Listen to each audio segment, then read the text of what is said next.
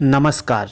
हमारे चैनल वेदांत में आपका स्वागत है। दोस्तों, आज का हमारा विषय है हिंदू धर्म में भगवान के अवतार का क्या मतलब है। जहाँ कहीं प्रभु का गुणगान होता हो वही स्थान पवित्र है, तो फिर जो मनुष्य प्रभु का गुणगान करता है वह और भी कितना पवित्र न होगा।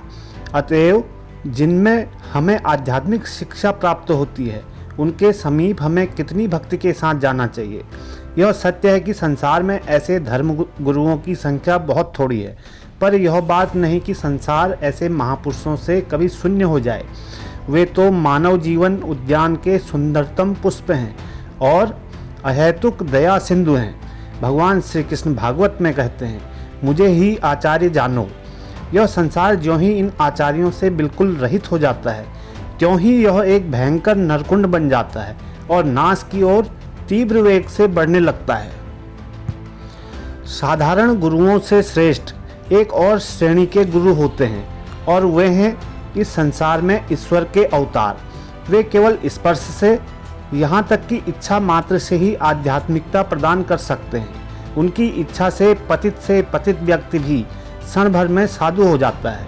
वे गुरुओं के भी गुरु हैं, नरदेहधारी भगवान हैं। उनके माध्यम बिना हम अन्य किसी भी उपाय से भगवान को नहीं देख सकते।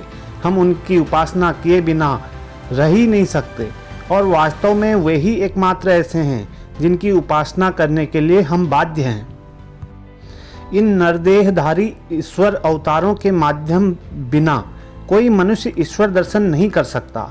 जब हम अन्य किसी साधन द्वारा ईश्वर दर्शन का यत्न करते हैं तो हम अपने मन में ईश्वर का एक विचित्र सा रूप गढ़ लेते हैं और सोचते हैं कि बस यही ईश्वर का सच्चा रूप है।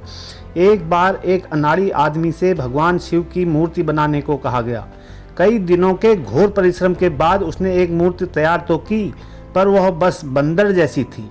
इसी प्रकार जब हम भगवान को उनके असल रूप में, उनके निर्गुण पूर्ण स्वरूप में सोचने का प्रयत्न करते हैं तो हम अनिवार्य रूप से बुरी तरह असफल होते हैं, क्योंकि जब तक हम मनुष्य हैं तब तक मनुष्य से उच्चतर रूप में हम उनकी कल्पना ही नहीं कर सकते। एक समय ऐसा आएगा जब हम अपनी मानवीय प्रकृति से परे चले जाएंगे और तब हम उन्हें उनके असली स्वरूप में देख सकेंगे। पर जब तक हम मनुष्य हैं तब तक हमें उनकी उपासना मनुष्य में और मनुष्य के रूप में ही करनी होगी। तुम चाहे कितनी ही लंबी चौड़ी बातें क्यों न करो, कितना भी प्रयत्न क्यों न करो, पर तुम भगवान को मनुष्य के सिवा और कुछ सोच ही नहीं सकते।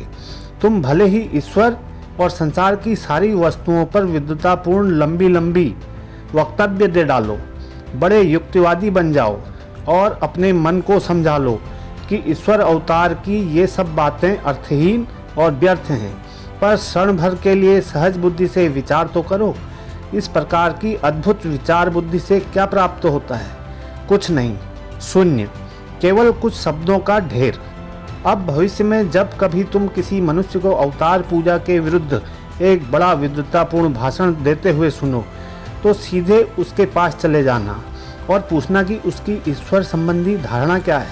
सर्वशक्तिमान, सर्वव्यापी आदि शब्दों का उच्चारण करने से वह शब्द ध्वनि के अतिरिक्त और क्या समझता है, तो देखोगे वास्तव में वह कुछ नहीं समझता। वह उनका ऐसा कोई अर्थ नहीं लगा सकता जो उसकी अपनी मानवीय प्रकृति से प्रभावित न हो। इस बात में तो उसमें और रास्ता चलने वाले एक अनपढ़ गवार में कोई अंतर नहीं। फिर भी यह अनपढ़ व्यक्ति कहीं अच्छा है, क्योंकि कम से कम वह शांत तो रहता है। वह संसार की शांति को तो भंग नहीं करता। पर वह लंबी लंबी बातें करने वाला व्यक्ति मनुष्य जाति में अशांति और दुख पैदा कर देता है। धर्म का अर्थ है प्रत्यक्ष अनुभूति। अतएव इस अनुभूति और थोथी बात के बीच जो विशेष भेद है उसे हमें अच्छी तरह पकड़ लेना चाहिए। आत्मा के गंभीरतम प्रदेश में हम जो अनुभव करते हैं वही प्रत्यक्षानुभूति है। इस संबंध में सहज बुद्धि जितनी असहज है उतनी और कोई वस्तु नहीं। हम अपनी वर्तमान प्रकृति से सीमित हो ईश्वर को केवल मनुष्य रूप में ही देख सकते हैं। मान लो भैंसों की इच्छा हुई कि भगवान की उपासना करें तो वे अपने स्वभाव के अनुसार भगवान को एक बड़े भैंसे के रूप में देखेंगे। यदि एक मछली भगवान की उपासना करना चाहे तो उसे भगवान को एक बड़ी मछली के रूप में सोचना होगा। इसी प्रकार मनुष्य भी भगवान को मनुष्य रूप में ही देखता है। यह न सोचना कि ये सब विभिन्न धारणाएं केवल विकृत कल्पनाओं से उत्पन्न हुई हैं। मनुष्य, भैंसा, मछली, ये सब मानो भिन्न भिन्न बर्तन हैं। ये सब बर्तन अपनी अपनी आकृति और जल धारण शक्ति के अनुसार ईश्वर रूपी समुद्र के पास अपने को भरने के लिए जाते हैं। पानी मनुष्य में मनुष्य का रूप ले लेता है, भैंसे में भैंसे का और मछली में मछली का। प्रत्येक बर्तन में वही ईश्वर रूपी समुद्र का जल है।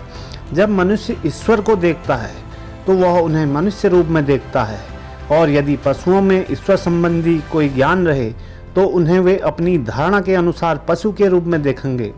अतः हम ईश्वर को मनुष्य रूप के अतिरिक्त अन्य किसी रूप में देख ही नहीं सकते, और इसलिए हमें मनुष्य रूप में ही उसकी उपासना करनी पड़ेगी।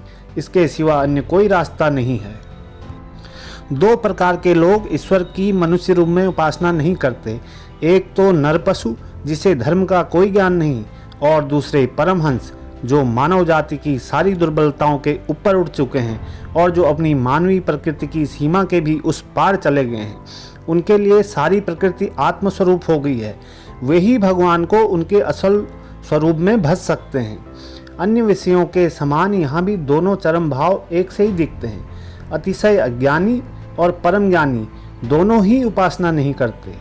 नर पशु अज्ञानवश उपासना नहीं करता, और जीवन मुक्त ने तो अपनी आत्मा में परमात्मा का प्रत्यक्ष अनुभव कर लिया है।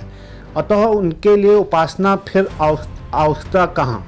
इन दो चरम भावों के बीच में रहने वाला कोई मनुष्य यदि आकर तुमसे कहे कि वह भगवान को मनुष्य रूप में भजने वाला नहीं है तो उस पर दया करना।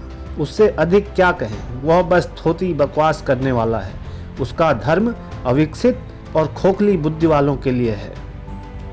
भगवान मनुष्य की दुर्बलताओं को समझते हैं और मानवता के कल्याण के लिए नर देह धारण करते हैं। भगवान श्री कृष्ण ने अवतार के संबंध में गीता में कहा है, जब जब धर्म की ग्लानि होती है और अधर्म का अभ्युत्थान होता है तब तब मैं अवतार लेता हूँ, साधुओं की रक्षा और दुष्टों के नाश के लिए तथा धर्म संस्थापनार्थ में युग युग में अवतीर्ण होता हूँ। मूर्ख लोग मुझ जगदीश्वर के यथार्थ स्वरूप को न जानने के कारण मुझे नरदेहधारी की अवहेलना करते हैं। भगवान श्री राम कृष्ण कहते थे, जब एक बहुत बड़ी लहर आती है तो छोटे छोटे नाले और गड्ढे अपने आप ही लबालब भर जाते हैं।